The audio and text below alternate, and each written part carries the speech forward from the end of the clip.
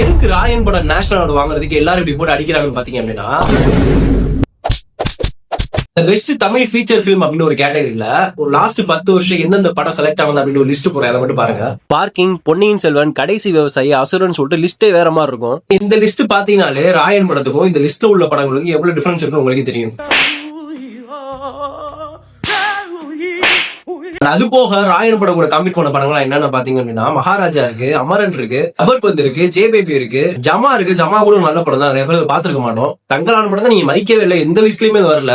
And Rayan படம் ஓடுனதுக்கு முக்கியமான விஷயம் என்னன்னு பாத்தீங்க அப்படின்னா, ஏஆரோட இந்த பாட்டு தான்.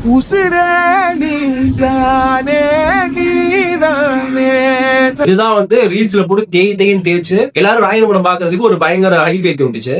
ஒருவேளை நீங்க இந்த படத்துக்கு குடும்பங்கள் கொண்டாடும் வெற்றி அப்படின்ற ஒரு கேட்டகரியில கொடுத்துருந்தீங்க அப்படின்னா யாரும் எதுவும் சொல்லியிருக்க மாட்டாங்க. இங்க தனுஷ் அவர்களுக்கு இந்த அவார்டு கொடுத்தது பாத்தீங்க அப்படின்னா யாருக்கு எந்த பிரச்சனையுமே கிடையாது. ஏன்னா தனுஷ் வந்து மிக சிறந்த ஆக்டர், அதுல எந்த ஒரு வார்த்தை கருத்தும் கிடையாது. அவரோட அசுரன் படத்துக்கு அவார்டு கிடைச்சதுக்கு எல்லாருமே செலிப்ரேட் பண்ணோம். அண்ட் அது போக அவரோட அங்கீகரிக்கப்படாத படங்கள் பல இருக்கு. ஆனா ராயனுக்கு ஏன் கொடுத்தீங்கன்றதான் இங்க வந்து பயங்கர கொஸ்டினா இருக்கு. வன்மப்பதிவு கிடையாது, ஆதங்க பதிவு.